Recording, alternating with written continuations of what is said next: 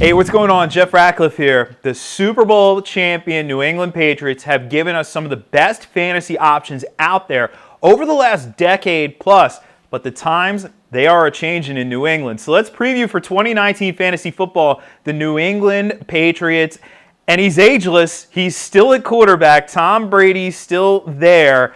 Coming off a season where, for fantasy purposes, it was a downtick from what we were kind of used to over this latter part of Brady's career. But he still was a top 12 fantasy quarterback, so he was a QB1 for fantasy purposes. Ends up finishing 10th at the position last year, 4,355 passing yards, 29 touchdown passes, solid numbers. But, the days of Brady having that enormous ceiling, where 50 touchdowns obviously was in play, those days are in the past. The team overall is shifting as well. We're seeing the team become much more run-heavy, so that is going to pull down Brady's numbers a little bit. I think you can still view him as a viable fantasy option this year, but he's more of a QB2, sort of a high-floor, low-ceiling option, safe, as we like to call it, but just not a lot of juice there. If you're looking for upside at the quarterback position, Brady's really not your guy at this point in his career. And that's no surprise to anybody out there. Still going to be a viable option, like I said, though. So you can look at him as one of those later round guys.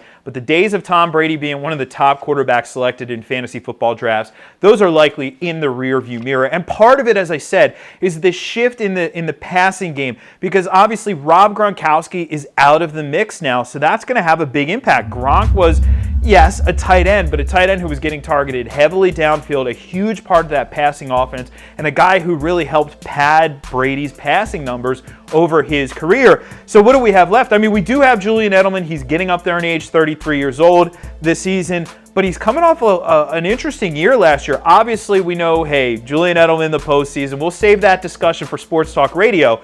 But Julian Edelman for fantasy football last year in the regular season was suspended for those first 4 games of the year.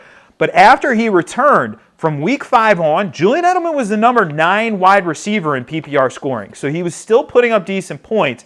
And the role in that offense is favorable. He's going to continue to see volume. There's very minimal competition for targets. So if Edelman can stay healthy, he doesn't have an enormous ceiling. Like I said, with Brady, those two are sort of tied together in that regard. But he has a nice high floor, so he'll give you wide receiver 2 PPR production, and it should be pretty darn consistent as well, given his role in that offense. Now, the rest of the receivers, there really isn't anybody who stands out as giving us immediate fantasy potential, but you do have to keep your eye on rookie N'Keal Harry. The Patriots took him at the end of the first round. He's really, I had him before the draft as my top wide receiver in this year's class. Now, to be clear, this is not the greatest wide receiver class in NFL history by any means, and some of the recent classes were much better than what we're getting this year. So for a rookie wide receiver in this year's class to hit the ground running and put up viable fantasy numbers is probably going to be pretty difficult. It's maybe beyond our expectations here.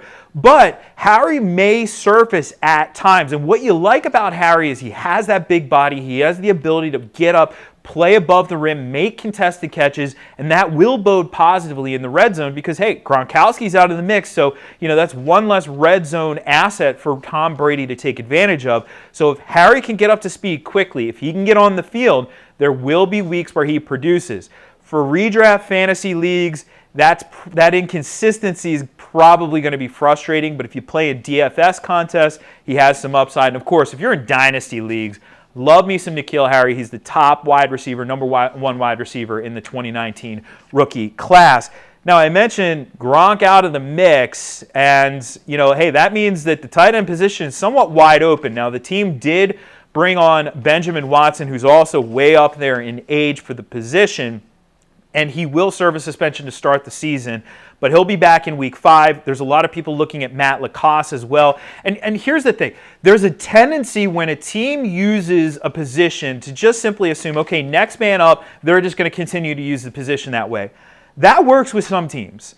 That does not work with a Bill Belichick team, right? Gronk is out. We can't just expect Matt Lacoste to get Gronk targets because Matt Lacoste isn't Gronk. I mean, state the obvious, but sometimes the obvious needs to be stated. We can't expect that. If anything, Matt Lacoste is a deep league tight end dart throw.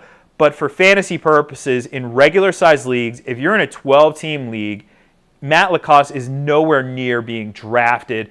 And there is a chance that when Watson comes back, he ends up being the primary target in that offense. So just keep that in mind. It's just a situation you're probably going to want to avoid altogether. And speaking of avoid, well, historically, sometimes we avoid this Bill Belichick backfield. We know how frustrating the Belichickery can be for fantasy purposes. So who's here? And there are some interesting names. That's the problem. Because Sony Michel, okay, he's there coming off the 209 carries last year. A solid rookie season. Not a lot of upside out of him. Wasn't really used in the passing game.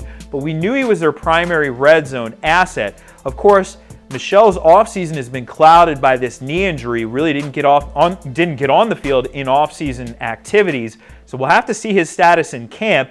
He obviously is the favorite to get the early down work. But the team also did draft Damian Harris. And when you look at Harris out of Alabama, he has a very similar skill set in some ways to Sony Michel in that he can do some of that early down stuff in this offense.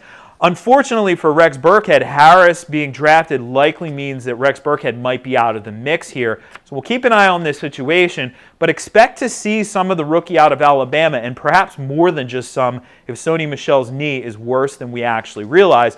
Of course, James White is there as well, coming off a massive season as a receiver. 87 catches for James White last year. He's kind of, though, the opposite of Sony Michel, where Michel was basically not used in the passing game. White is not used in the run game. So that makes for a little bit more volatility. When you're relying on pass catching for your running backs, it can be a more bumpy ride throughout the course of the season. That being said, last year, James White was an RB1 in PPR. Get this. He was a back-end RB1 in non-PPR scoring. So even there, he finishes 12th at the position. If he sees this sort of volume again, he can be a strong fantasy asset. Now, I don't want to count on RB1 production out of a pass-catching back like White, but borderline RB2 is maybe where you draft him, hoping for a little bit more than that in this offense. We know that Brady loves to use the short and intermediate areas of the field for the passing game, and that is exactly where James White makes his fantasy bones.